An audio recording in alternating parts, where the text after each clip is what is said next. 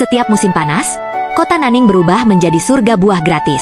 Pohon nangka, mangga, jambu, hingga leci, semuanya tumbuh subur di pinggir jalan. Bukan cuma sebagai peneduh, tapi benar-benar berbuah dan bisa dimakan. Yang lebih mengejutkan lagi, semua buah itu boleh dipetik tanpa bayar.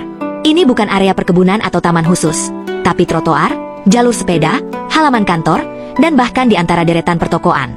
Begitu musim panen datang, suasana kota pun berubah. Anak-anak kecil ikut memungut buah yang jatuh, warga membawa kantong kain, dan siapapun yang lewat bisa berhenti sejenak untuk ikut menikmati panen tahunan yang sudah jadi tradisi ini. Tapi di balik keramaian yang tampak spontan itu, ada kerja keras dan perencanaan yang rapi. Setiap hari selama musim buah, tim dari Dinas Taman Kota berkeliling memantau kondisi pohon. Begitu buah mulai matang, mereka memetiknya sebelum sempat jatuh ke tanah. Ini penting, karena jika buah seperti nangka atau mangga dibiarkan jatuh sendiri, bisa pecah dan membusuk di jalan. Selain menimbulkan bau tak sedap, sisa buah yang berserakan bisa membuat trotoar dan jalanan jadi licin, risiko nyata bagi pejalan kaki dan pengendara. Maka proses panennya tidak dilakukan sembarangan. Tim memakai tangga khusus, alat pengait panjang, dan kantong besar untuk menampung hasilnya.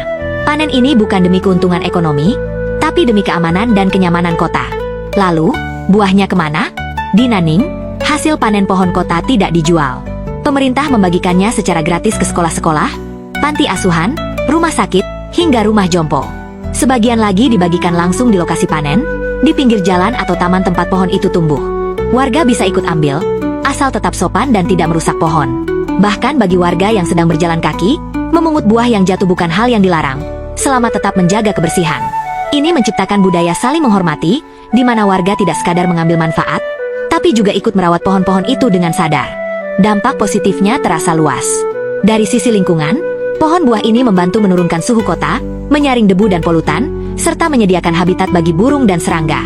Dari sisi sosial, warga jadi punya hubungan lebih dekat dengan ruang publik. Mereka tidak sekadar lewat di bawah pohon, tapi ikut memperhatikan kapan berbunga, kapan berbuah, dan kapan harus dipanen. Anak-anak tumbuh dengan pengetahuan alami tentang musim dan jenis pohon, sementara orang dewasa merasa kota ini benar-benar milik bersama. Bagi institusi sosial yang menerima buah gratis, ini juga mengurangi beban biaya makan. Semua pihak diuntungkan, tanpa harus membeli atau membayar. Yang membuat semua ini mungkin adalah sebuah keputusan berani yang diambil pemerintah kota sejak akhir 1980-an. Saat kota lain fokus menanam pohon pelindung atau tanaman hias, Nanning memilih jalan berbeda, menanam pohon buah. Iklim panas dan lembab khas Tiongkok Selatan sangat cocok untuk tanaman tropis. Maka mereka mulai menanam mangga, jambu, nangka, leci, bahkan rambutan. Strategi ini dilakukan bertahap, dan hari ini hasilnya terlihat jelas. Lebih dari 20.000 pohon buah tersebar di seluruh kota, dari jalan protokol sampai gang sempit di kompleks permukiman. Filosofinya sederhana. Kalau bisa menanam sesuatu yang memberi manfaat langsung, kenapa tidak? Kini, pendekatan ini mulai dilirik kota-kota lain di Tiongkok. Tapi Nanning tetap dikenal sebagai pelopornya. Dan mungkin, kisah kota ini bisa jadi inspirasi. Bayangkan kalau di kotamu, pohon buah bukan hanya ada di halaman belakang rumah, tapi juga di trotoar, taman, dan jalur hijau. Setiap orang bisa merasakan panen, bukan hanya petani. Pohon jadi penghubung antara kota dan warganya.